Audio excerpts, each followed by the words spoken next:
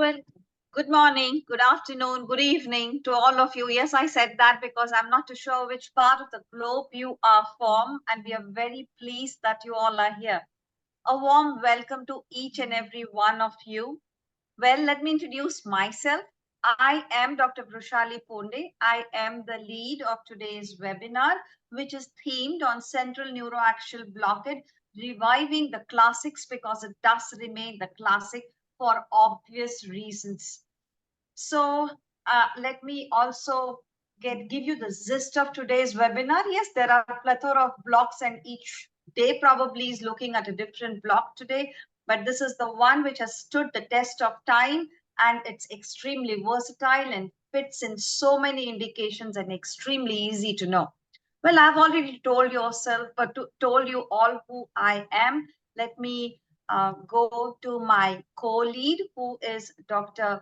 Vibhavari Nayak. She is the IT support, which forms a very pivotal aspect of any webinar, and she is the co-moderator and the co-lead as well. Well, she works in the Indo-American Cancer Hospital and Research Institute, Hyderabad, India. She's the secretary to Asian Society of Paediatric Anaesthesiologists. She's a past president, Indian Association of Paediatric Anaesthesiologists, and she's the IAPA coordinator for the ASPA PPLS courses as well. Having said that, let me now come over again to today's webinar so that I can elaborate a little more on it. We have chosen 4 topics for you today, keeping into consideration the various aspects of it. From the fundamentals, we shall bring it up. So we first start with the foundations. Let's revisit them, look at the anatomy and its clinical implications, the precision and perseverance, single shot and continuous modal epidural blocks, and then navigating the depths, mastering the lumbar epidurals, and we can go into the depths of it in detail and understand the nuances of all these techniques. And let's go beyond the procedures. Let us look at what all can happen in day-to-day work. Let's become very pragmatic about these blocks and discuss openly what can go wrong and what can be done and what should be deciphered and how we can, as a team, handle the whole plethora of issues that can come up, because that should never be forgotten.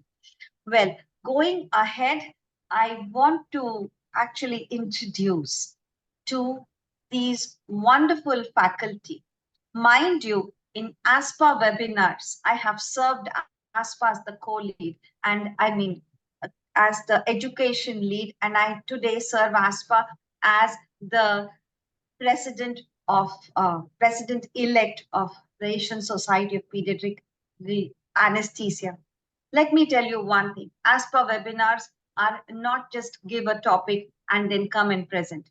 ASPA webinars go in real details. We rehearse, we re-rehearse. We see to it that we all are on the same page. There are no real repetitions, and we see to it that we give our take-home messages with clarity. And all these faculties from their busy schedules have actually come and met us again and again and have not once ever shown even a remorse to take up the suggestions, and they were absolutely energetic. So let me come to the first faculty, who is Dr. R. Jayanti. She is a senior consultant pediatric anesthesiologist in Kanchi Kamoti Child Trust Hospital, Chennai, India. And she has worked in the office of IAPA in very several roles. So she is going to she's our opening batsman. And let's go to the second faculty. Second faculty is Dr. Andy Adi Ramalan. She's a senior consultant and pediatric anesthesiologist. She heads the department of anesthesiology, intensive care. She works in Chipto Mangun Kusumo Hospital, and she's a faculty of medicine, University Indonesia, Jakarta. She has served Asian Society of Pediatric Anesthesiologists as a past president, and she continues to be giving great helping hand in so many other ways in ASPA education. Could we go ahead? And of course, I also can see that she has a special interest in simulation, a way to go, and emergence delirium in children, apart from transplants and airway work in pediatric anesthesia. Over to next. Dr. Aki Umeira, she is from Japan, and she is a pediatric anesthesiologist. Of course, she's a staff anesthesiologist in Anshin Hospital and works in orthopedic center at Kobe Hospital. So she has also held and is holding positions in important societies in her country, which is Japan, such as JSA, JSCA, JSPA, ASPA, of course, and ASA as well. Now let's again come back to our topics today and our webinars. And prior to that, let me tell you some housekeeping rules. The question and answers, we really encourage this aspect. Feel free to ask any questions that arises in your mental space and put it in the chat, because you raise hand and chat functions are disabled so that we can really streamline and it doesn't become very chaotic. However, we watch each your question, and I encourage the faculty to really answer the question there and then, or during discussions, we shall pick your questions up and see to it that it is addressed into our discussion. And some questions will be answered by text with appropriate speakers in the Q&A section. So please do keep a watch on what happens in that space. Now, one more thing is polling. It's very interesting. Polling is all about asking you a question and really eagerly awaiting what your thoughts on our questions are. So most of the topics today will have a question poll, and you read the question, answer the question. After having said that and done that, please close the window so that you can get back the slides which our speakers are going to share. So when the poll is launched, you will be prompted to answer the polling questions. You will have 30 seconds to respond and submit your answer. There may not be one correct answer, or there may not be a correct answer at all. We will share the results soon after we end the poll. After the result is shared, you may close the poll so that you can see the slide shared by our speakers. So last point is worth repeating. Well, so now coming to the next housekeeping rule. One is, of course, the certificates.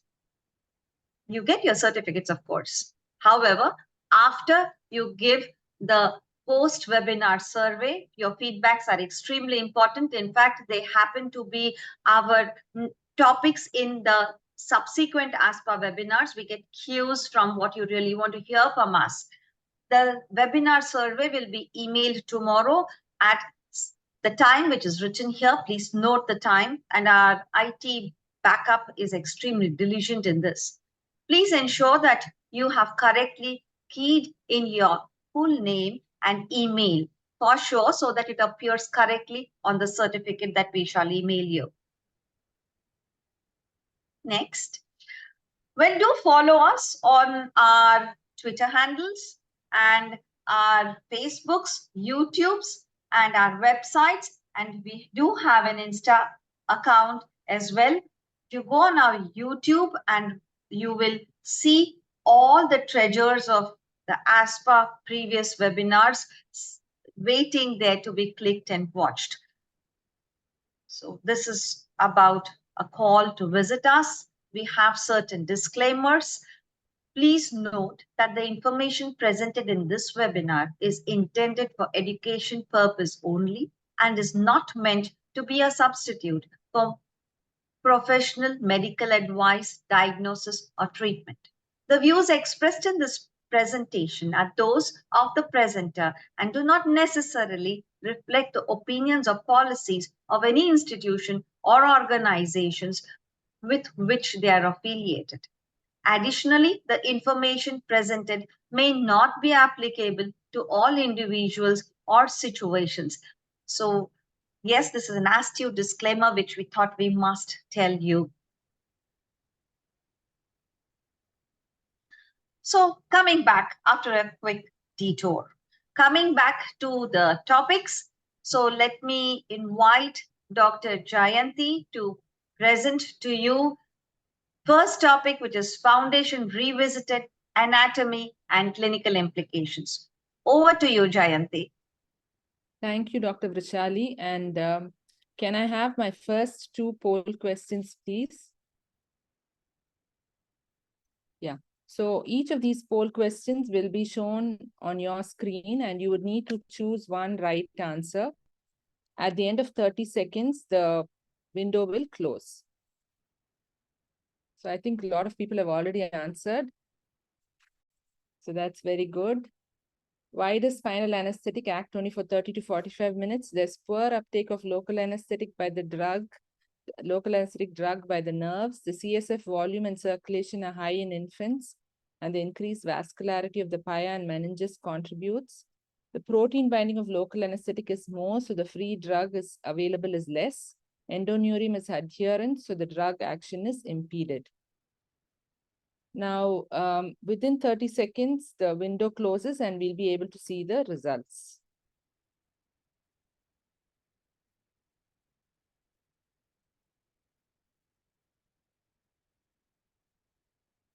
So, are we seeing the results, Dr. Vibha? Yeah, the results are displayed.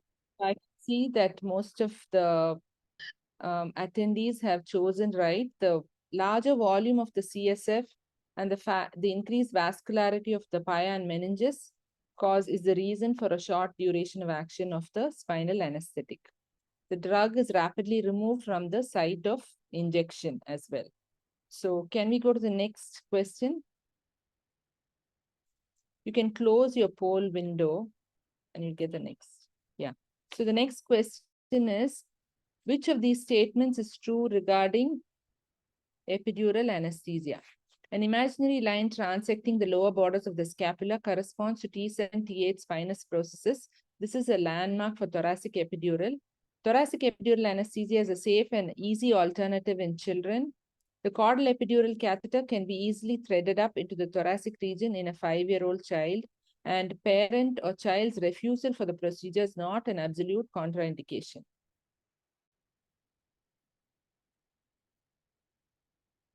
So you have 30 seconds now.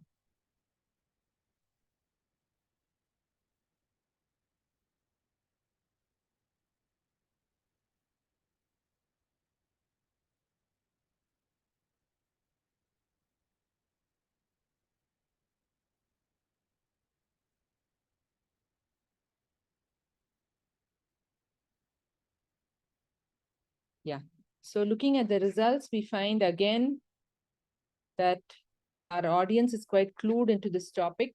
The answer is that an imaginary line transecting the lower border of scapula corresponds to T7 to T8. Thoracic epidural anesthesia, in fact, is a technique that is largely practiced in very experienced hands and can be quite difficult in children. Its safety issues are there. So caudal epidural catheter cannot be easily threaded up in a 5-year-old. You will see in the lecture some of the issues with that. And parent refusal is one of the absolute contraindications. So I think we have done with our slides, and we can close your poll window and we can go ahead with the lecture. Thank you. Foundations Revisited: Anatomy and its Clinical Implications. This lecture over the next 15 minutes is a preamble to the subsequent 2 lectures in this webinar on central neuraxial blocks. I will be discussing the anatomical factors in children and their clinical implications in relation to caudal and epidural blocks and spinal anesthesia as well. I have no conflict of interest. The plan for today's lecture is briefly to look at history, the anatomical considerations, their clinical implications, some questions to ponder, pre-existing neurological disease and central neuraxial block, child with scoliosis and central neuraxial blocks, and a brief summary.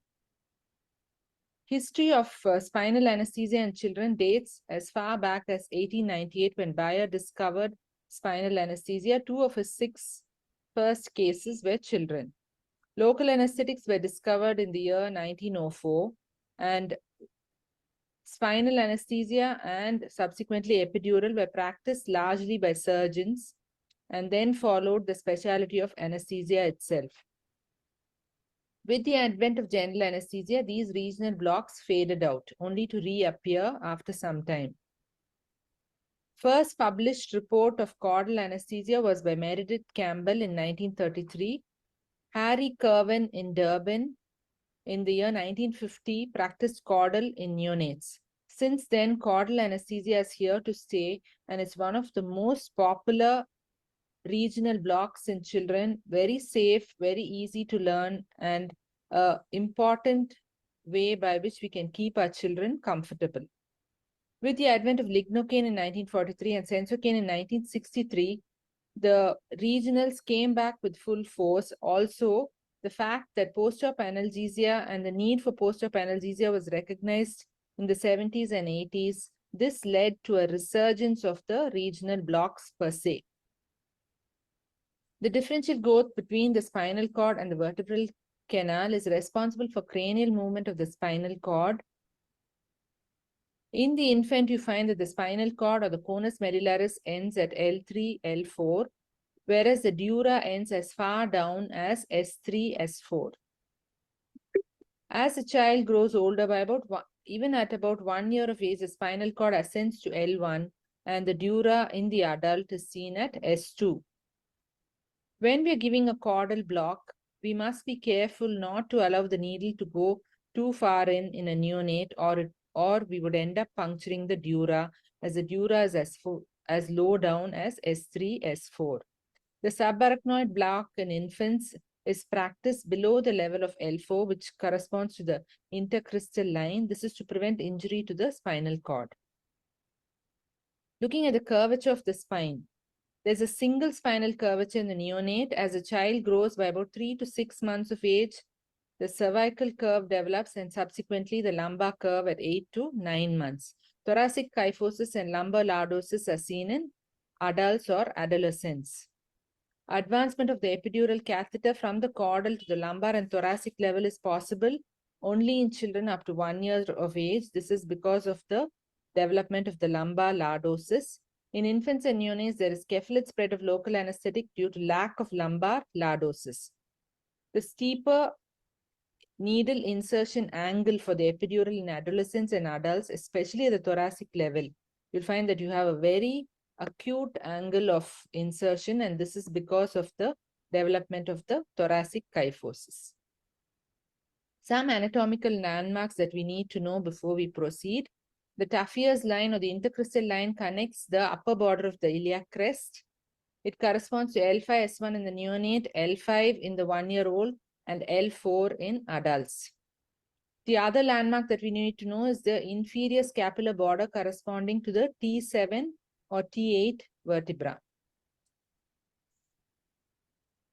You can see this is the intercrystal line, and that is the inferior scapular border. Now, these two landmarks are important because if you want to site the epidural catheter, you can calculate the vertebral, you can calculate, go downwards from here or upwards from here and calculate the site of entry of your epidural catheter.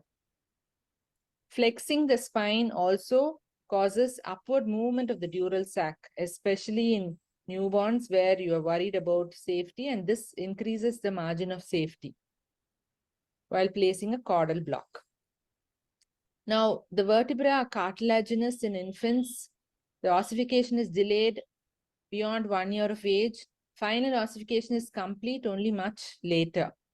Now, this means that a sharper needle can cause damage to the ossification nuclei, so you should use short bevel blunt tip needles. It also means that there is better visualization of the spinal cord itself in neonates on ultrasound. So here in neonates, you can make out the spines, the dura, you can see the local anesthetic spread, the extent of spread, and sometimes if the intercrystal line, you can see that it corresponds to the L4 or L5. Sometimes there may be a variation, and this can be ascertained with ultrasound as well. Ultrasound has multiple uses, especially in newborns, as we will see subsequently. Now, the sacral vertebra, there is incomplete fusion of the sacral vertebra in the newborn and infant. Fusion occurs at about 8 years of age, and there is complete fusion by 25 years of age. Sacral hiatus is used for caudal injection. Caudal is a very common technique practiced. We are all familiar with palpating the posterior superior iliac spines, and then it's a equilateral triangle. I think my colleague who's speaking after me will be discussing in detail about caudal blocks. Basically, caudal anesthesia is epidural anesthesia of the cauda equina roots. Just some basics before Dr. Ada proceeds and continues. It's epidural anesthesia of the cauda equina roots in the sacral canal, access through the sacral hiatus. The epidural space contains the filum terminale, the cauda equina, and sacrococcygeal spinal nerves. The canal is entered through the sacral hiatus. The sacral hiatus is bordered by two bony sacral conva. So you feel for the two conva and then you inject the caudal block. Among the central neuraxial blocks, the caudal blocks are the most popular. Among all regionals, they constitute about 35 to 40% and about 80% of all central neuraxial blocks. As far as the myelination goes, myelination is completed by about 12 years of age. In the neonate, the local anesthetic rapidly penetrates the nerves, producing a fast onset block. A lower concentration of local anesthetic can produce a highly dense block. Endoneurium is loosely adherent in the neonate and child, and the greater spread of local anesthetic causes a fast onset high quality block but of short duration. Vasculature around the nerves is rich as compared to adults, and the pia mater is also highly vascular. This means that the drug is rapidly removed from site of injection. It also means that you can get toxic blood levels very quickly. Distribution of CSF and the CSF volume. We are aware that the CSF volume is much higher in the neonate at about 10 ml per kg as against the adult where it's only 2 ml per kg. The distribution of CSF is more in the spinal canal in the neonate, about 50%, and about only 25% is present of the CSF is present in the spinal canal in the adult. The ligaments are very soft in the neonate and the child. This makes epidural insertion, the recognition of loss of resistance, very subtle. So you might inadvertently go past the ligament and puncture the dura. So you have to be extra cautious and go very slowly. Relatively large doses of local anesthetic are required for subarachnoid block because of the higher CSF volume and rapid distribution and more distribution of CSF in the spinal canal. The systemic absorption of local anesthetic is faster because of the higher vascularity, and so subarachnoid blocks have a shorter duration of action. Some questions to ponder. Spinal anesthesia, why are there no hemodynamic changes in infants and children? The immaturity of the sympathetic nervous system, parasympathetic dominance, reduced autonomic compliance of the heart, and the smaller blood volume in the lower extremities in the child, causing less venous pooling, leads to less hemodynamic changes. So the conventional peripheral vasodilatation and postural hypotension and hypotension that you see with spinal anesthesia is not seen in children. Nevertheless, children older than 8 years of age do show signs of sympathectomy. Is it safe to give central neuraxial block in this child? Now, you will find that some of the absolute contraindications for a central neuraxial block, like a caudal or a spinal or epidural, are local infection, coagulation disorders, and patient refusal. An ultrasound at an abscess in this region is not to be taken very lightly because it could mean that it has a communication with the cord structures and it's in the midline, so it should be it is a definite red flag and you have to address it with caution. When in doubt, an ultrasound is definitely warranted. Look at these two pictures. Here, the gluteal folds are slightly abnormal and the natal cleft is abnormal as well. And in this child has had a surgery in the back. All these patients are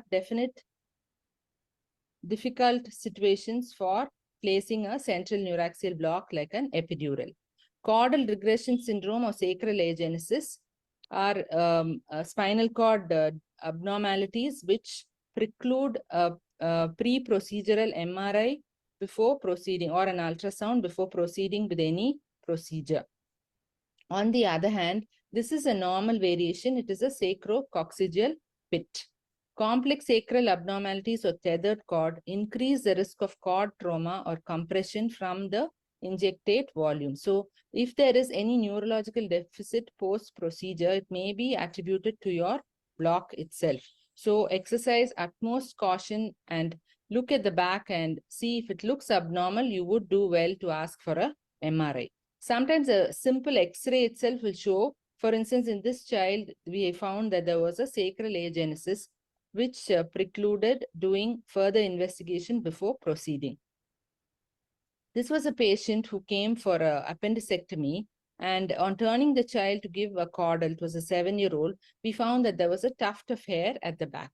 So what would you do in a situation like this? The parents said there was no other symptoms related to this condition in this child.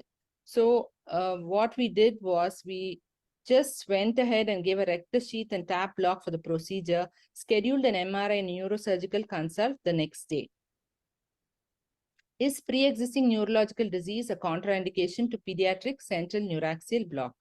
It's not an absolute contraindication. You need to exercise utmost caution. A complete neurological examination is documented. Evaluate with radiological studies where indicated. Weigh the risk-benefit ratio and use a conservative approach. It's still controversial to use central neuraxial blocks in neuromuscular disease. Can you give a caudal in a patient with scoliosis? Yes, if you must. Use a smaller volume. Beware that they may be associated spinal cord anomalies. An MRI before the procedure itself is a must. Use a peripheral block whenever possible. Prior instrumentation and placement of hardware in the spine and severe scoliosis make epidural placement challenging. So in summary, in infants and children up to 1 year of age, the spinal cord ends at L3 and the dura ends at S3. So exercise caution while placing a caudal. The absence of the lumbar curve of the spine in an infant allows rapid upward spread of any drug injected into the caudal space and allows epidural catheter to be threaded up to the thoracic level up to 1 year of age. The distribution of CSF in the spinal canal is more in infants. This, along with the high vascularity of the meninges and the high cardiac output, accounts for the shorter duration of the subarachnoid block. Any midline swelling, nevus, or hair in the back should be dealt with caution and investigated before considering a central neuraxial block. These are some of the references, and I thank you for a very patient hearing. A very good afternoon. Well, I thank you for an insightful presentation, Dr. Jayanti, and I noted your unique ergonomics while you demonstrated the block in one of your slides. Well, so now I get you the next speaker, who is Dr. Ade. She's going to speak on precision and perseverance, single shot and continuous caudal epidural. We dwell deep into this technique. Over to you, Dr. Ade.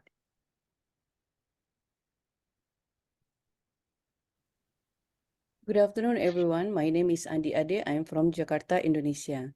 And this afternoon, I would like to share with you the topics about caudal block.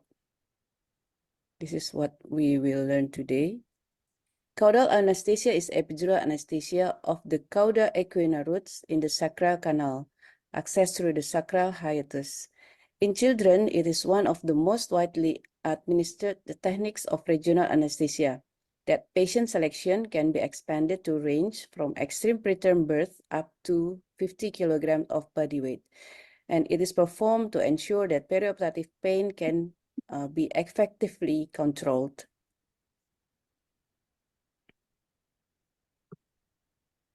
There are many literature show the effectiveness of caudal block from a very simple case to cardiac surgery.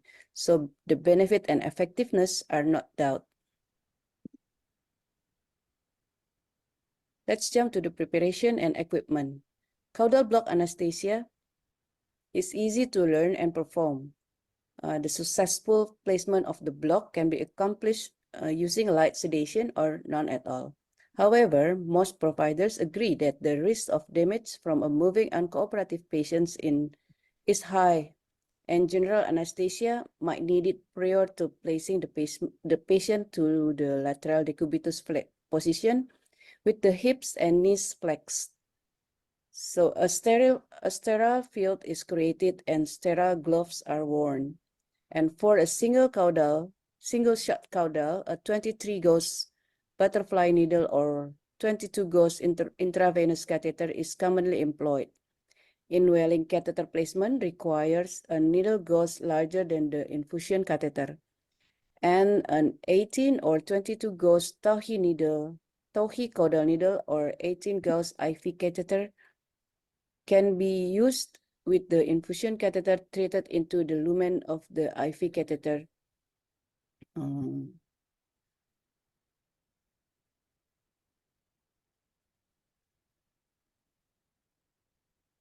The target for caudal block is the caudal epidural space, which contains the filum terminale cauda equina and sacrococcygeal spinal nerve.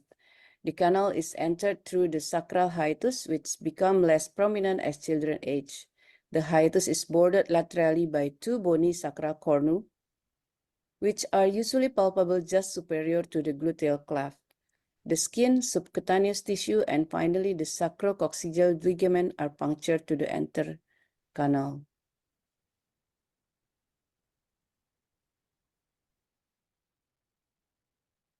For the technique, we can do the classical approach or ultrasound guide. But first, we have to identify the landmark and we insert the needle, and then we aspirate and inject the local anesthetics. Caudal anesthesia also can be done using a single shot injection or continuous with catheter placement. It also can be used as the sole anesthetic for surgeries below the umbilicus or as an adjunct to general anesthesia and postoperative analgesia.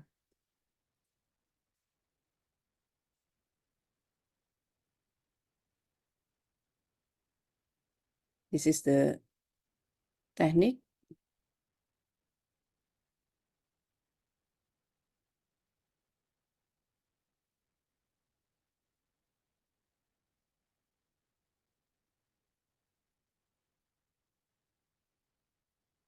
And also the continuous one with inserting the catheter into the caudal .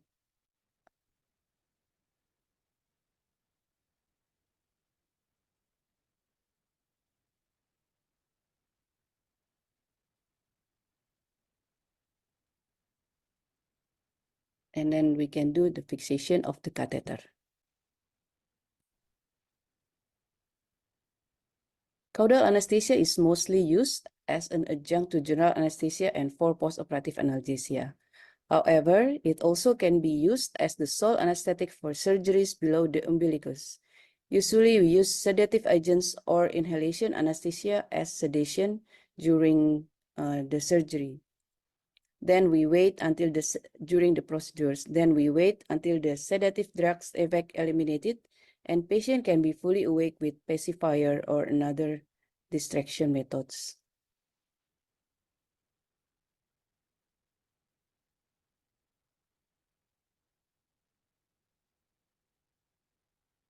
Epidural space volume is known to increase continuously from caudal to cranial.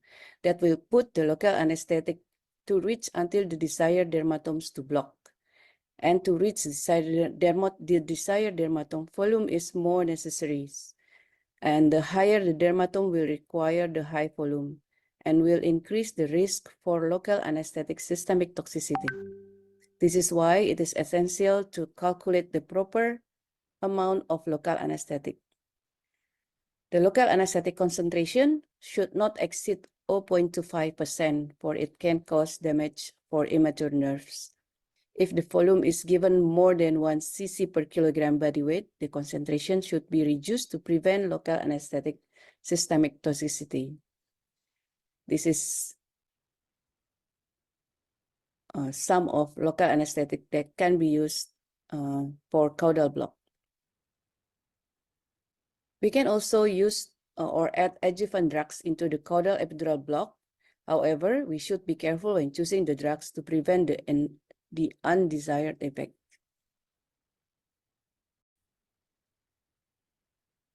For the safety data, all neuraxial procedures incur risk to the patient, and long-term permanent complications have been published. But strong evidence shows caudal anesthesia is safe and reliable method for achieving low thoracic and lumbosacral level of analgesia. From Paediatric Regional Anesthesia Networking Study, which 18,650 children who received a caudal block were included, the overall estimated incidence of complication after caudal block was only 1.9%. And the most common complications were block failure, blood aspiration, and intravascular injection. And other known complications include hypotension, arrhythmias, and respiratory depression. Of all the reported complications, no child had any long-term sequelae. And the use of catheter will increase the complication until 4.9%. The same data from ECOFAE with 88,000 caudal block, there were 6 dural puncture and 1 patient with self-limiting tingling after 3 months and 1 case of cardiac toxicity. From the European Society of Regional Anesthesia and Pain Therapy and the American Society of Regional Anesthesia and Pain Medicine Joint Committee Practice Advisory on Controversial Topics in Pediatric Regional Anesthesia, they showed the current main area of controversy related to caudal block. The first is the performance of regional nerve blocks under deep sedation or general anesthesia.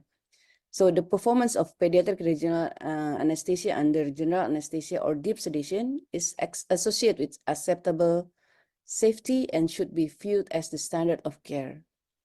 The overall risk for complication is 0.66%, whereas the risk of paralysis is estimated at 0.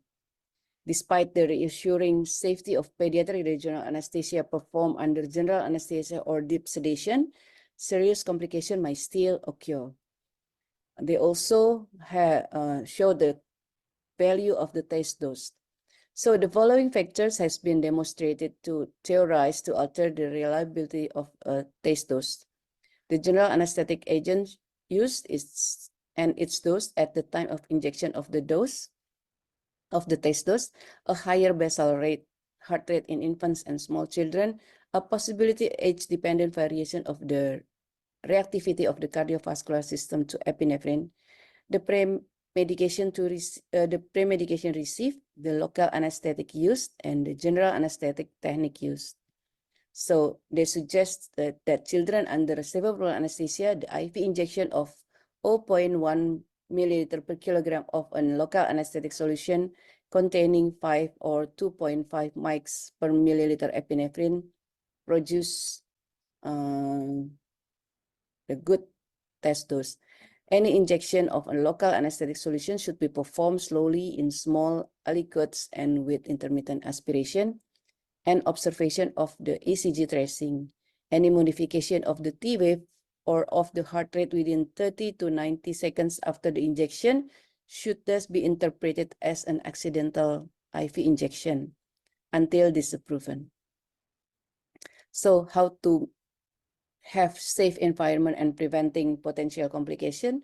We should assess the indication carefully and understand patient condition and obtain informed consent. Prepare equipment and medication, including local anesthetic and resuscitation drugs. We have to do adequate monitoring and adequate site preparation for aid and antiseptic. Ultrasound guided can increase the safety. Always inject local anesthetic after negative aspiration and small amount with repeated aspiration. We should pay attention to monitor or imaging while injecting local anesthetic, and we should document the procedure. We know that ultrasound will increase the safety of local anesthetic. And typically, the cornu and sacrocoxgeal membrane are visualized in short axis first, before rotating the probe to the long axis to guide the needle and catheter into the sacral hiatus. The ultrasound can be shown to decrease the rate of block failure, but not the rate of complication, and test dose may also be considered.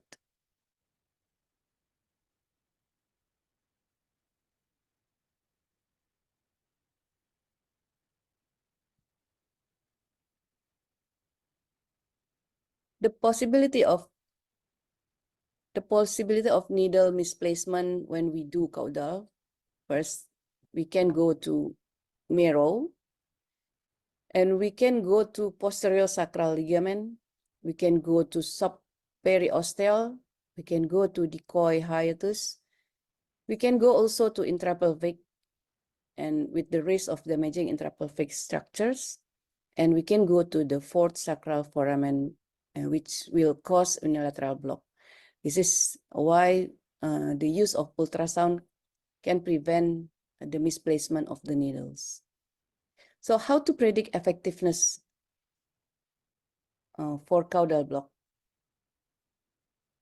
The sensitivity and specificity were highest with the sphincter tone test, and followed by the heart rate response, and the SWOOS test sensitivity, and followed by SWOOS test sensitivity.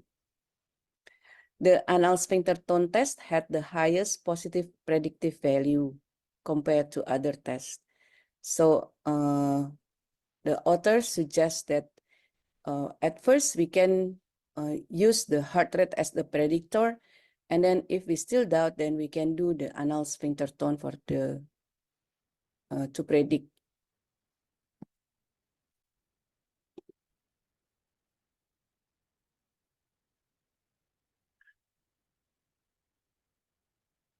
This we can see the anal sphincter.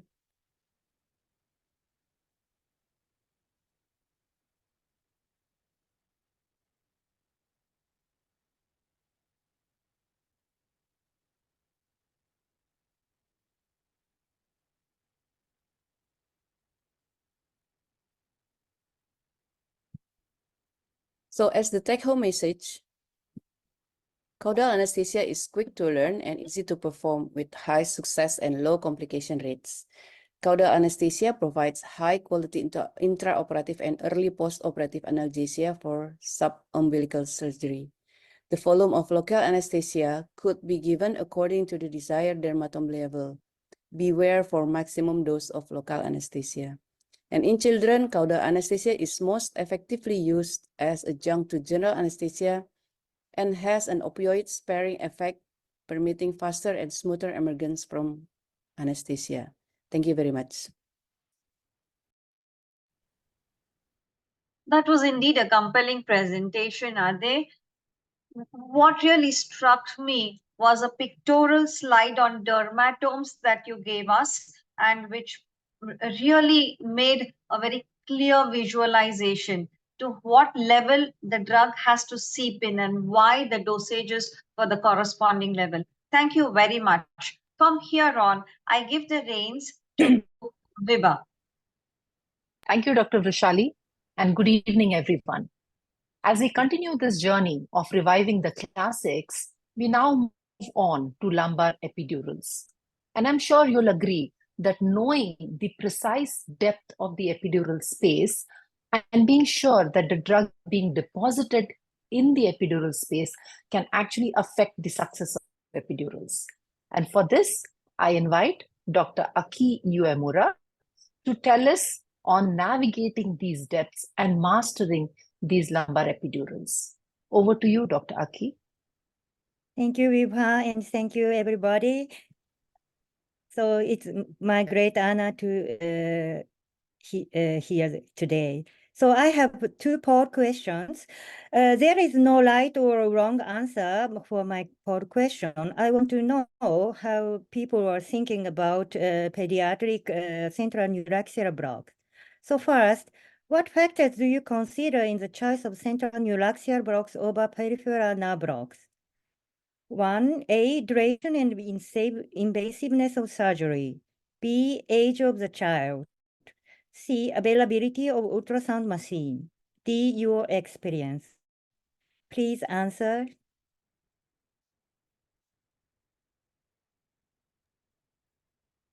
I'm not able to run the poll. Teddy, can you please try?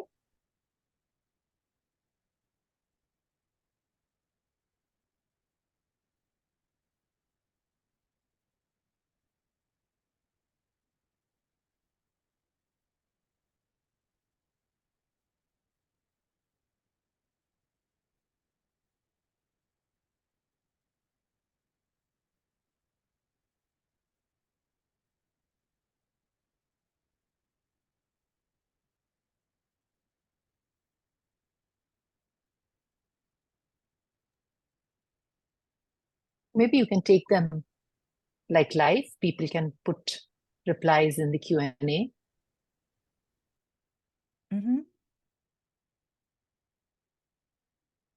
So people can show poll question or nothing? So I think they are able to read the question on the slide. Okay. And then So, they can reply in the Q&A. yes. Yeah, or maybe you can go ahead and explain them. Okay, then please put in a Q&A question. So I will go to poll question 2. What factors allow one to perform pediatric epidural safely? A, experience. It means skill. B, equipment appropriate for pediatric patients. C, knowledge of the depth, the distance from the skin to the epidural space. D, use of a simple method, microdrip infusion. Please answer, but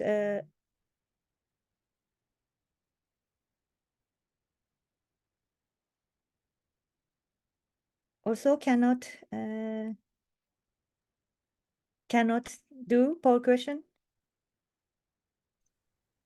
No, I'm sure they've read the poll questions and I'm sure they have kind of analyzed the answers. Okay. Perhaps we could go to the fantastic video Aki has. Okay, yes, I will show you in my presentation these answers. So please go to my.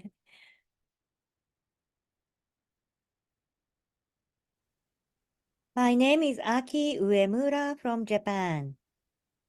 Today, I will speak about navigating the depths, mastering lumbar epidurals. I have no conflict of interest. As you know, pediatric epidurals have many merits, can decrease stress responses during and after operation, can limit needs for opioids and avoid respiratory depression and shorten the stay in PSU, can reduce medical expenses, and can contribute to ELAS. With continuous epidural engagure, children can be awake with no pain, no nausea, vomiting during post-operative period. Pediatric epidural blocks are being re-evaluated. Reviving the classics can be done safely even without ultrasound. It is important to know the skin to the epidural depth, navigating the depth.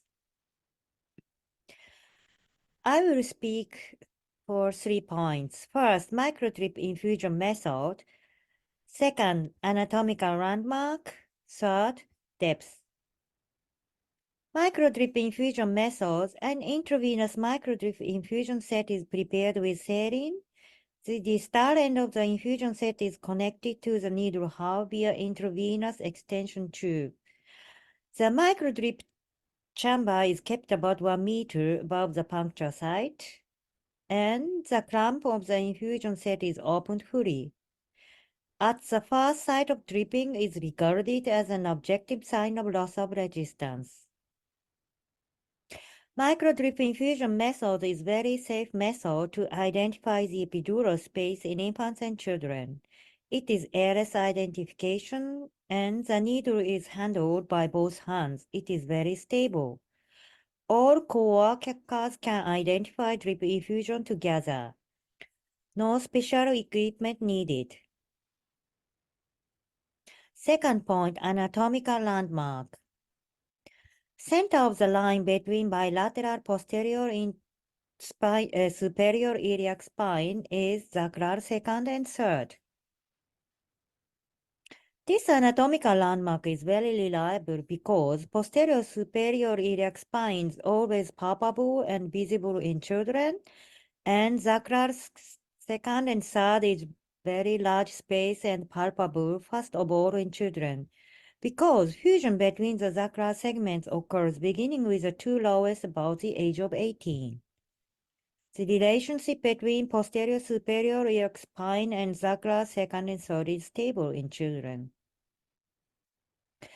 I will show you with ultrasound count from this landmark sacral second and third. Target is lumbar first and second.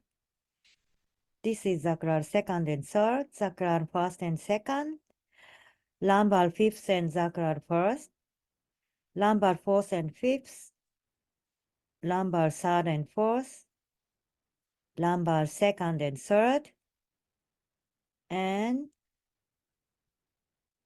lumbar first and second. This is today's target. And thoracic 12th and lumbar first, thoracic 11th and thoracic 12th. So as you've seen, thoracic levels is unclear compared to lumbar space. Lumbar space patency is clear and acoustic window is clear. It's very clear. So also we can measure the depth. This is target lumbar first and second. So depth. We can know the depth, the distance from the skin to the epidural space. Third points, depth, first formula and second ultrasound press scan. Formula. I made very simple formula to predict the distance from the skin to the lumbar epidural space because the distance from the skin to the epidural space and the body weight had good correlation. So formula is distance in millimeter equal body weight in kilogram plus 10 more 0.8. I also evaluated the difference between the real distance from the skin to the epidural space using ultrasound and Uemura formula. There is no big difference at lumbar space and thoracic space. The difference is the same. But children is growing. The difference between ages are slightly bigger.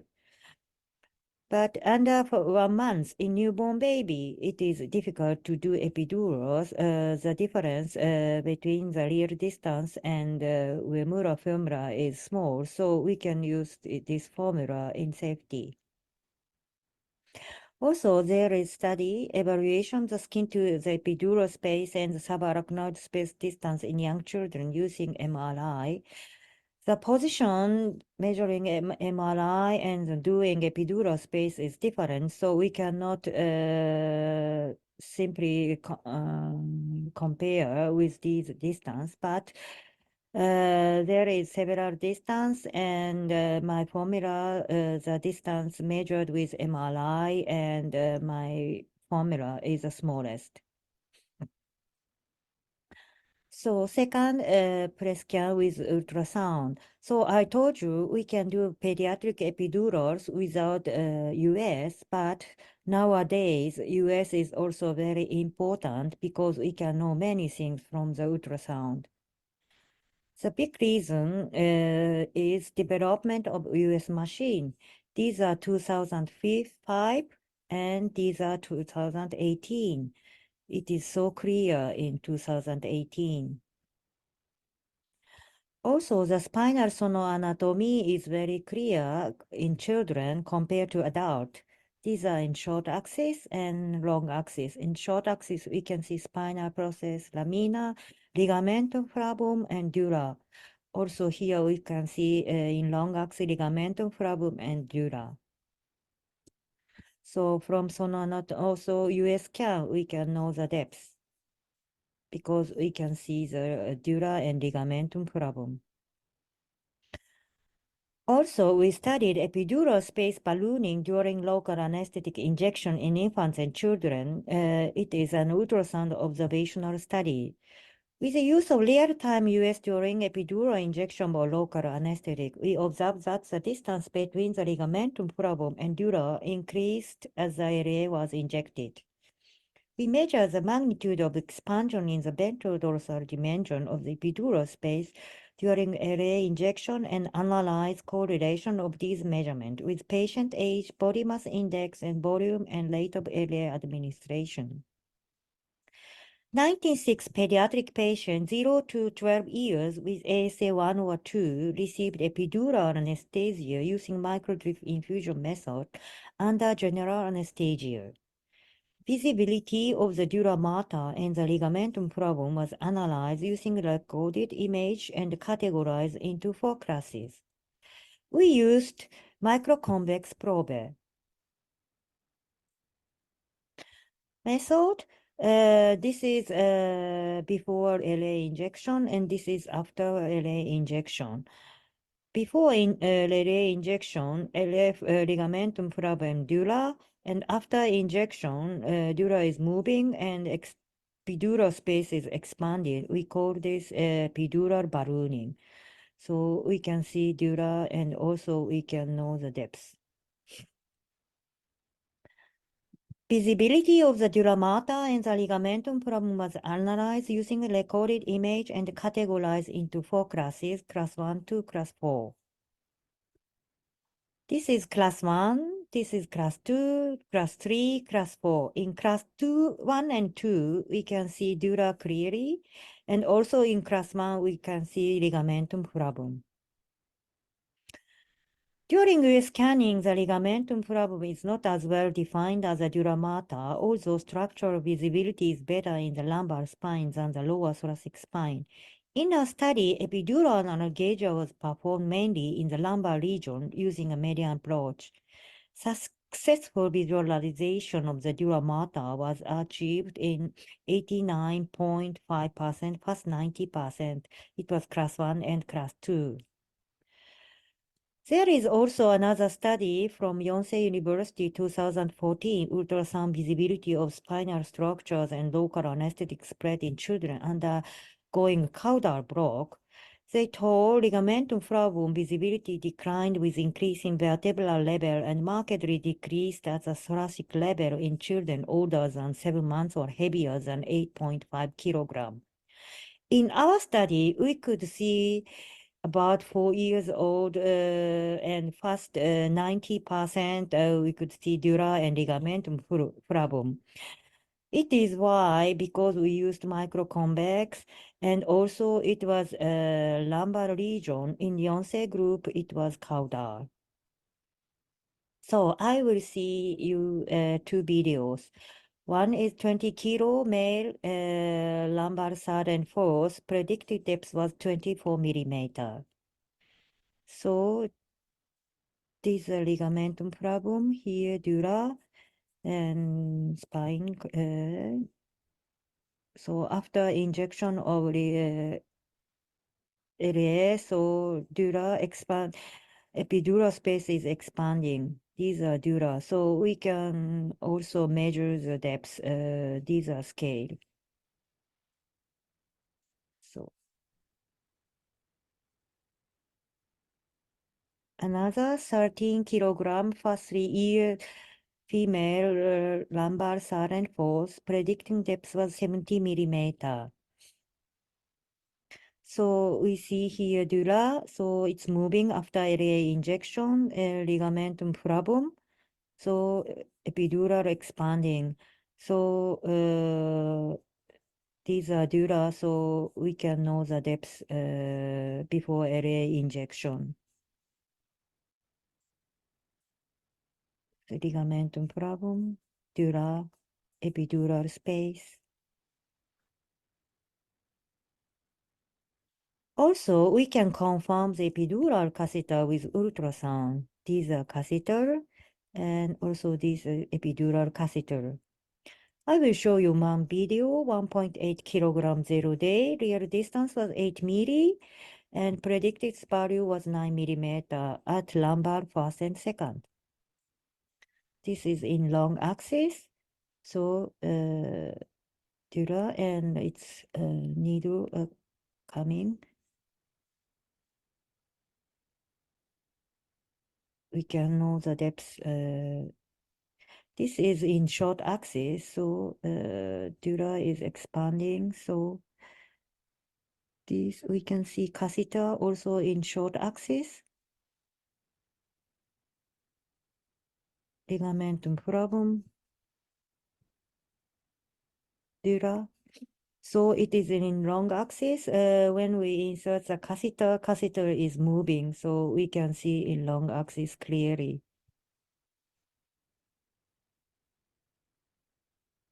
Today's take-home message: pediatric epidural blocks are being re-evaluated. Reviving the classics can be done safely even without ultrasound, but nowadays ultrasound is also very useful.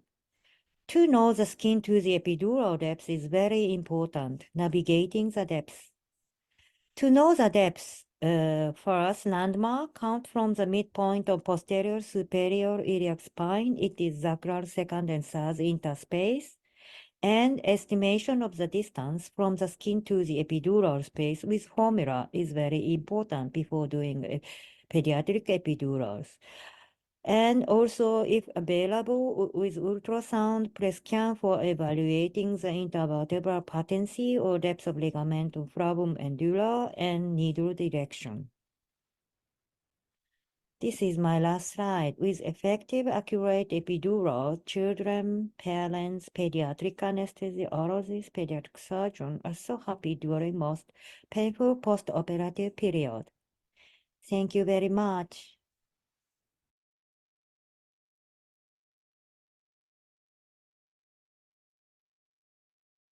So these were my presentation, and I wanted to say with poll questions. So what factors do you consider in the choice of central neuraxial blocks over peripheral nerve blocks?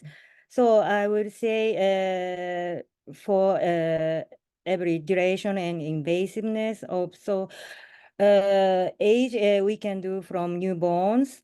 Also, if available ultrasound machine, then you can use ultrasound machine in safety, and also several experience. So your experience is also very important. Can I have and for question 2, what factors allow one to perform pediatric epidural safety? It is very important. As you hear my presentation, everything is important. Experience, of course, and equipment appropriate for pediatric patient. And it's most important, knowledge of the depth, the distance from the skin to the epidural space, and use of a simple method, microdrip infusion. Thank you.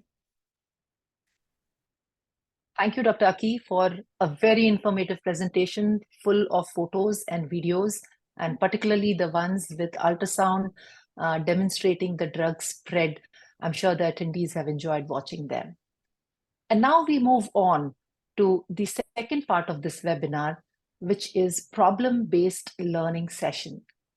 And for this, we have 3 interesting cases for you, which are possibly not very uncommon. We begin with the first one. Yeah, so this one is a 3-year-old 15 kg girl scheduled for exploratory laparotomy. The anesthesia plan is general anesthesia with an epidural. Loss of resistance technique is employed using normal saline. A 20 gauge epidural needle is used, and 4 ml of normal saline is injected while eliciting the loss of resistance. After the syringe is removed, a gush of fluid is observed.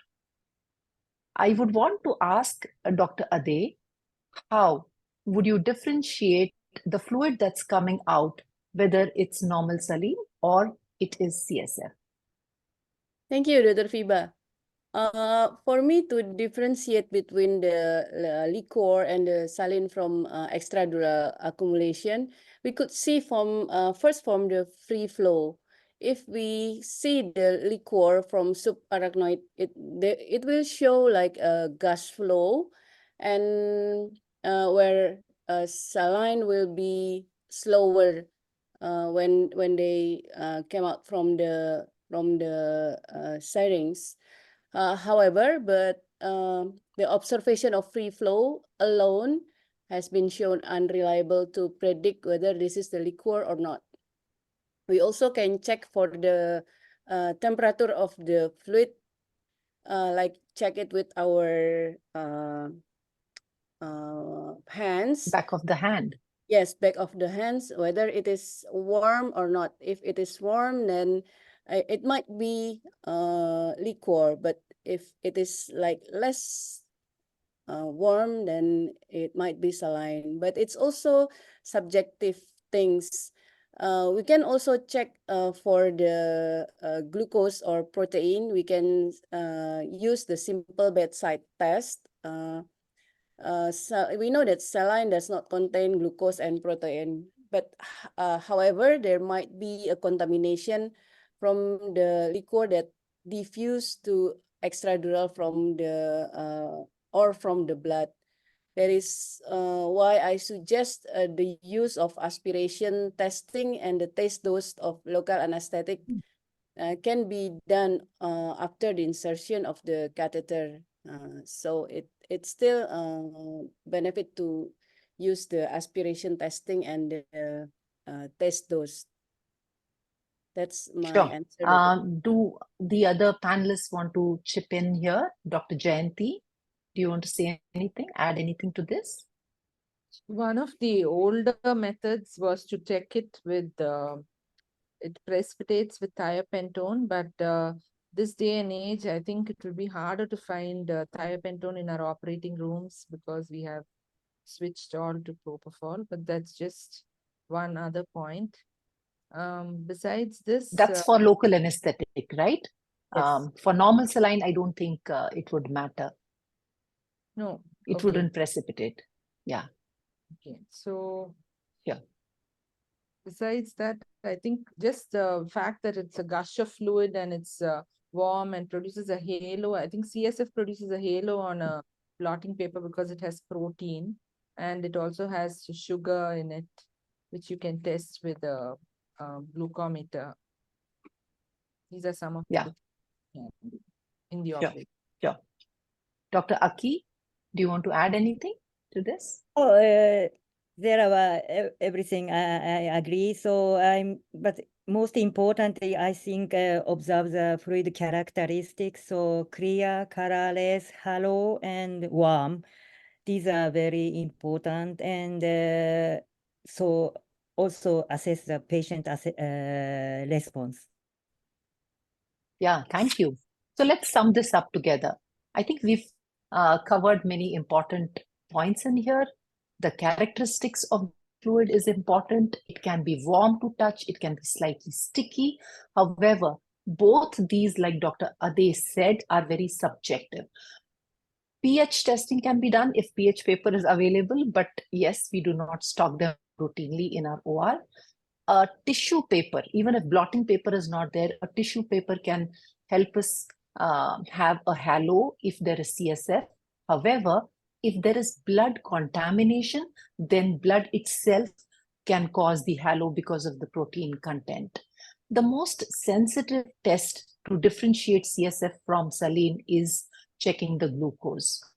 And rather than using a urine dipstick, more precise technique is to use a glucometer. Having said that, it is helpful only when the dural puncture is done, and as time passes by, the CSF will keep seeping into the epidural cavity, and a couple of minutes later, maybe around 20 to 40 minutes after the dural puncture, if you were to draw this fluid and check it for glucose, it would start testing positive and it would progressively increase, the glucose content would increase to reach roughly the plasma glucose level. Thiopentone test was mentioned by Dr. Jayanti, and it helps us differentiate between CSF and the local anesthetic. And sometimes patient response may be seen as in change in vital signs, or if the patient is awake, patient may also complain of headache. Yeah, so I think it's very, very I important. might have, Yeah. sorry, Dr. Fiba. I might have a little comment about when the patient is awake. For small children, postural puncture headache is not common. It's quite rare. So it is, maybe we should be careful for that. Even though we should, mostly we do regional anesthesia when the patient is asleep, but we have to keep in our mind that there might be no headache in the small children, but for bigger children, then they might have a headache. Thank you, Dr. Fiba. Yes, I completely agree with you. Thank you so much for adding this, Dr. Ade. So let's move on to the second case. And our next case is an 8-month-old 10 kg infant who's scheduled for exploratory laparotomy. A lower lumbar epidural has been placed using a 20 gauge epidural catheter. Following surgery, the infant was extubated and transferred to the pediatric intensive care unit with a continuous epidural infusion of 0.1% ropivacaine at 2 ml per hour. On the second day postoperatively, it was observed that he was unable to move his legs. And I would give this question to Dr. Aki. What do you think is the cause of his weakness, and how would you manage this? At first, we have to assess this motor block is partial or total. So if motor block is partial, then we can reduce the rate of infusion. But if total motor block, I recommend firstly we have to remove the catheter, because we can think about high spinal block. And after removal of a catheter, and we have to observe the patient, and if recovers motor block, then it is okay. But if not coming recovery, or the other features of patient appears, then we have to think about epidural hematoma, or epidural abscess infection, or neurological injury. But at first, we have to assess motor block is partial or total. And if total, so we have to remove firstly catheter, and then another diagnosis, we have to do MRI and decide what happened to the patient. Sure. Yeah, thank you. Dr. Ade, do you want to add in anything? Yeah, Dr. Fiba, if we have this kind, actually this is a question, I think something in my mind, that if we have this kind of patient, should we directly take out the catheter, or we can just wait and do the MRI or something to diagnose, and then we decide? I mean, should we do it right away to take out the catheter, or I don't know? Sure. I think I'll pass this first to Jayanti before I take this on myself. Dr. Jayanti, do you want to answer this question? I'm just wondering whether this is a child who's had an anesthetic, probably uneventful, because there's no mention of anything going wrong. And in the ward as well, things have been good until the second day, when he's been unable to move his legs. So is there a chance that you can give a trial? Is it to pull the catheter out a bit, reduce the rate of check on the infusion? Maybe there's been a mistake, a higher concentration has been given. You can lower the concentration of the drug, remove the catheter a little bit, and then wait for an hour or two, observe, and then take a call on whether you're removing the catheter itself. But a patient in the ward who's unable to move his legs is quite reason for concern, and often you'll have your surgeons behind you asking what to do. Sure. I completely Could I just agree add a with bit what on you've this? Yeah, Vibha, please. could I just add a bit on this? Yes, actually, Aki's Ade has put a very interesting point. She wants to know whether the catheter should be kept as it is and go to MRI or however. Jayanti has also come up with the seriousness of the situation. So I guess the first thing would be the mother would be, or the parents would be very, very perturbed because of that. So reassuring them, first of all, reassuring ourselves if you see something like that. So reassuring the parents, reassuring the surgeon, because that's going to keep the entire system into jeopardy, because the next epidural catheter, everybody's going to get worried about it. We'll be back to square one with our efforts of putting up epidural catheters in the PIC or even in the wards. So coming to Ade's question, whether we should really pull the catheter out and then go to MRI, or the thought of whether we should stop the infusion, if it's unequal or if it is a bit of a movement which is slightly tardy, or one leg moves tardy or gingerly, then the another one maybe we play with the infusions. But if it's rock solid, no movement, I guess we should be removing the catheter and getting the MRI is what I feel. But there is no hard data on what you are asking. Are they something for all of us to explore? And I hope we don't get any cases of this kind to explore. I would slightly Dr. differ Vishali? here. Yeah. No, I just wanted to say that I think the first identification of motor block, I would just want to stop whatever we are giving and monitor for, say, next few minutes, like probably every 15 to 30 minutes assessment of how it is. If there is some chance of recovery and we are planning to keep this catheter, because it's just the second post-operative day. In my unit, we keep it for at least 3 post-operative days, and we can possibly keep it if it recovers completely. However, like Dr. Vishali said, that if it really looks as if there is complete paralysis, there is no movement at all, despite stopping the drug, then definitely the child has to be moved for an MRI. And Was someone else saying something? Can't go away from this case without considering one thing. In smaller children, a dense motor blockade can be elicited from a given infusion. It would be a good idea just first to stop the infusion. Just see whether if it kind of just wears off, and see whether we get some movement back, then we are safe. Is there? Yes. Can we see an epidural catheter in an 8-month-old in an ultrasound? Yes, very much. You can. We could run an ultrasound. Definitely, yes. So that at least even a radiologist, a high definition ultrasound can give us some insight quite quickly. Jayanti, what happens is we see ultrasound in children who are asleep.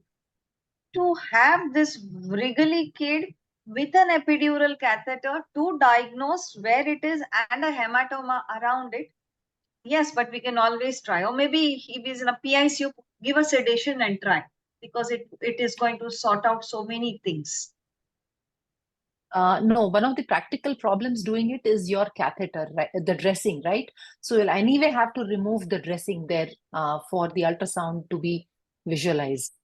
So that brings us again to the point whether now that we've removed this dressing, do we want to really fix it again, or we are done with this catheter and do we want to remove it? So, We've thought about this, and we generally put a tegaderm as the dressing. So through that, you usually see the catheter. And it's kind of when we pull a dressing, pull the catheter, pull the sticking away. Tegaderms are kind of. But then it has a cost. So having said that, since you said it's been 2 days, you could very simply remove it and change to a opioid infusion for a day. And anyway, it's a 10 kg 8-month-old baby. Maybe they will feed in 3 days if it's a simple laparotomy, and we can just get away with it without MRI costs and things like that. But you never know still what the reason is. So what if the movement just don't come back? Then we'll have to evaluate further.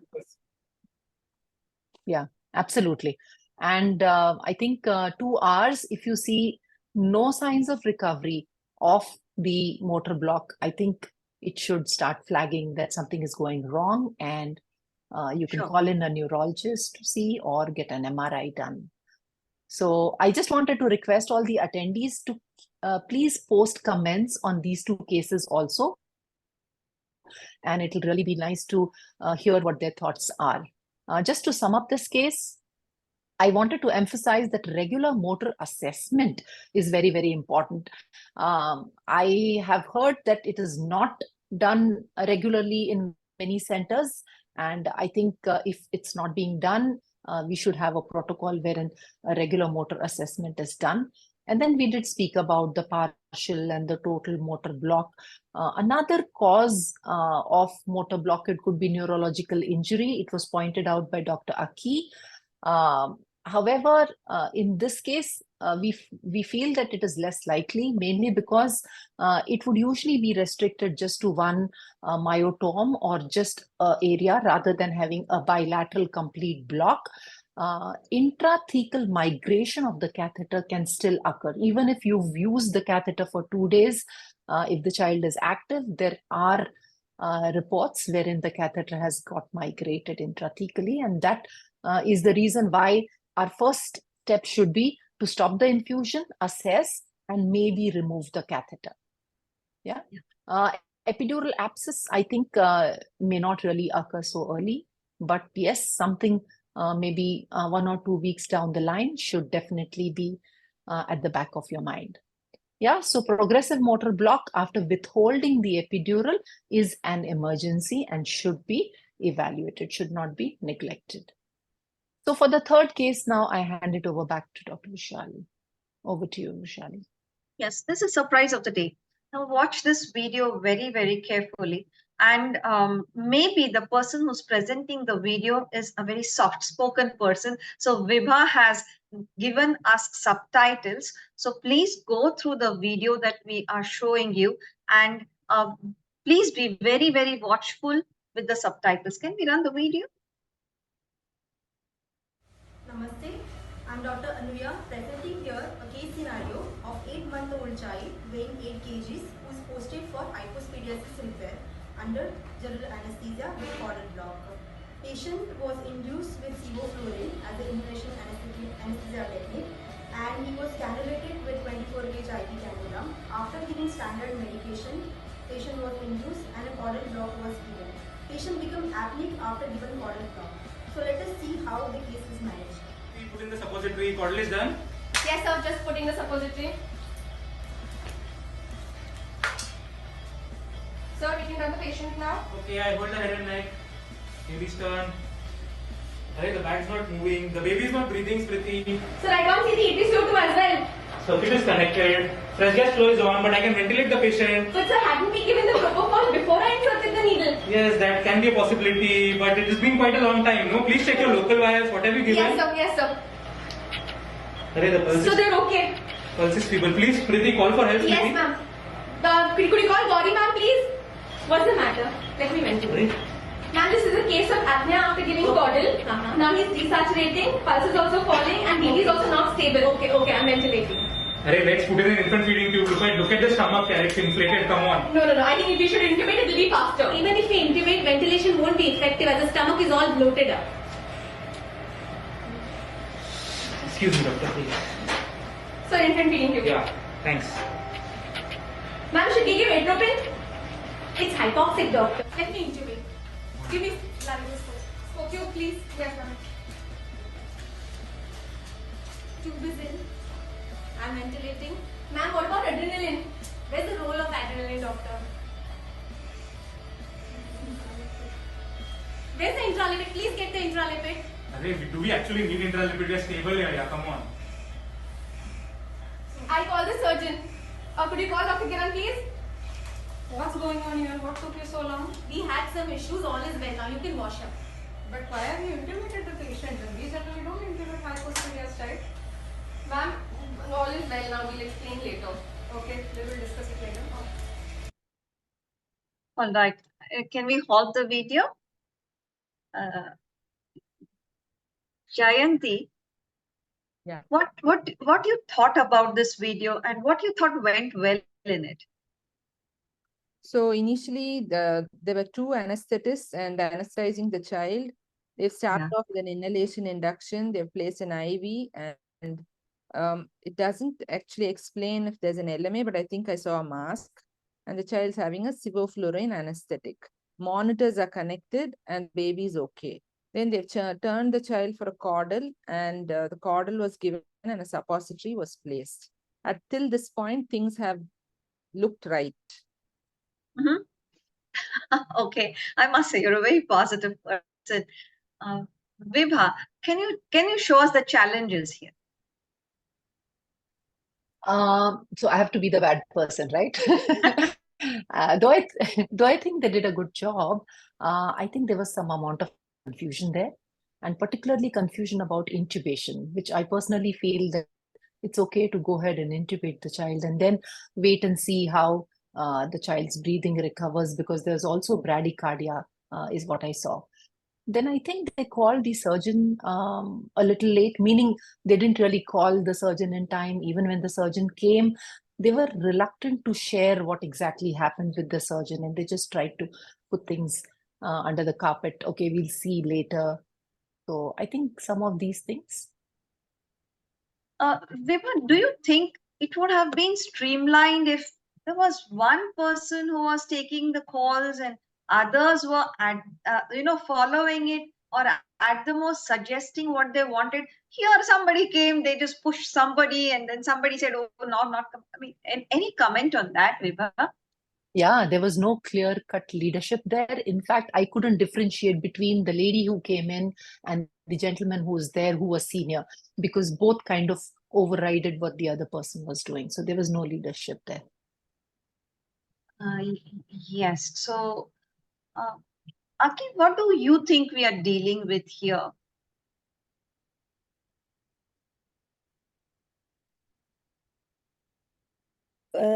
We have to do prompt firstly airway control. So I Yes. think yes, and oxygenation.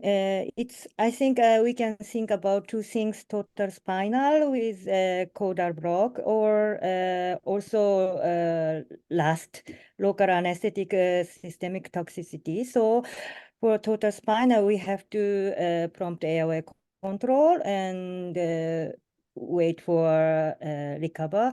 And for last, we have to repeat therapy, I think. Yeah, sure. But where is towards what is your differential diagnosis more tilting? Is it a total spinal or is it an LAST in this scenario? I think in this scenario, it is we can think about total spinal for caudal block more because it's soon after caudal block. So maybe local anesthetic toxicity is happened much more later. So I think for caudal, so I think I can think about total spinal at first. Oh, all right. So much of volume which is calculated for caudal block now goes inside the intrathecal space. So that's what you think it is.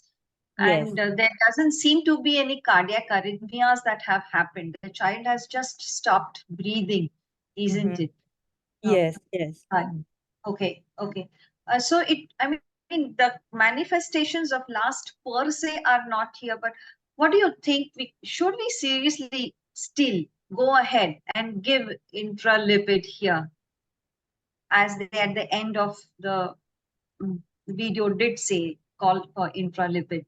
So, what do you think, Aki? I think at first we can wait for full recover of respiration and so, and as you say, if cardiac symptom is occurs, we should give lipid therapy. But I think it is not so absolutely need for lipid therapy for this situation. Yes. Adi, you wanted to say something. Yes, I agree with Dr. Aki that this this tend to be the total spinal. But you know, in children, they absorb faster for the local anesthetic. So I think yes, at the end, I mean, after that, there might be the systemic toxicity also. But at first, it is more likely like total spinal. So for intralipid, we might need it. So in what Like dose would you give the intralipid? 15. 1.5 ml Yeah, per kilo. 1 Yeah. sorry, Or 2 ml per 1.5. kilogram. Most of the Yeah, case yeah. reports in But infants I say rarely give like 2 ml per kilo. I mostly use 1.5. yeah. Yeah. All right. Okay. So we are now settled. So now the child is stable and the surgeon walks in and says, what is the matter? And now they just say that, okay, we took some time. Should we be really proceeding with the surgery? At what time we should involve the parents? Any take on this? Any one of you, maybe Vibha, what do you think? I would just personally wait for some more time. I would let some half an hour pass by just to see how stable the patient is hemodynamically, whether the attempts are coming back, and then take a call from there. At what time would you really go and tell the parents that this has happened? If the child continues to be stable, actually at the end of the surgery, after the surgery is over, then we can tell the parents that there was a little bit of breathing difficulty, so we had to intubate this child, but this child is safe now. So would you go ahead with the surgery? Dr. Aki, would you go ahead with the surgery? I personally recommend if not a very emergency operation, so I have to wait for full recovery of patient, and I want to observe awake the patient, so I don't want to do surgery on this day. So but we have to explain a surgeon, and also most important for parents. And if parents say yes, so but I think I don't want to continue operation in this situation. And any other take on this? Can I add something? Yes, please. Yes, please. Yeah. So, can I think of some other causes other than these two? For instance, if inadvertently the colleague had injected a larger volume of local anesthetic than recommended for this child, it could very well be a slightly higher block and the child may become apneic for a brief period. Is there a possibility that? And laryngospasm as well. So when the person at the head end may not have been very experienced, and when you turn the child around for a caudal, it's not unusual to have a spasm, and the child will behave this way, will desaturate. And maybe especially if the needle prick is done at lighter plane, maybe at that time the child is not too deep, they might, okay. All right. So yeah, sure, possibilities. They were holding a mask, and I think the person holding the mask is not doing it right. So the child will become like. So play it by the case and see how it goes in the operation theater. Never hesitate to call for help and keep all possibilities. And the biggest take-home message here is do not give regional anesthesia unless we have intralipid and the cart for resuscitation available. So that's with that message, I guess we can say a goodbye to the webinar, and I'm sure there are a lot of questions still.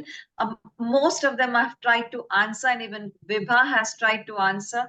So could you could you please continue doing the job till I do the wrapping up of the webinar? So could we do this pleasant duty?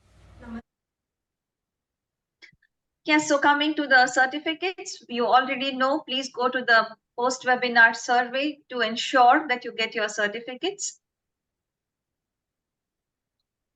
Please follow us on YouTube, visit our Facebook, and of course the website.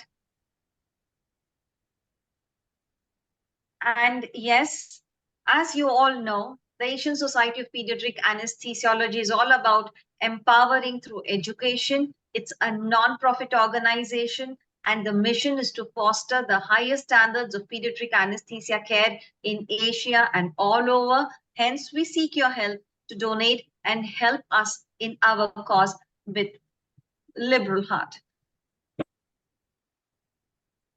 Please note the next webinar.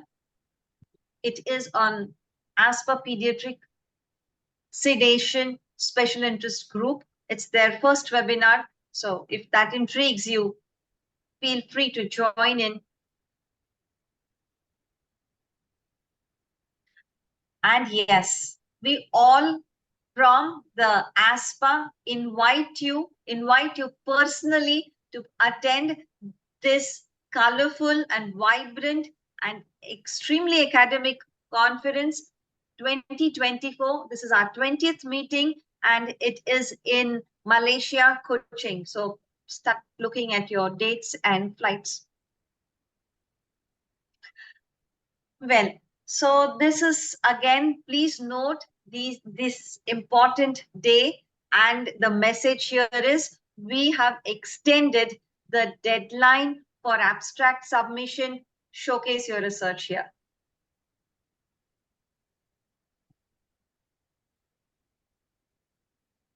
Isn't this goodbye a very happy one? Thank you for being here, and goodbye. Bye. Thank you, everyone. Thank you.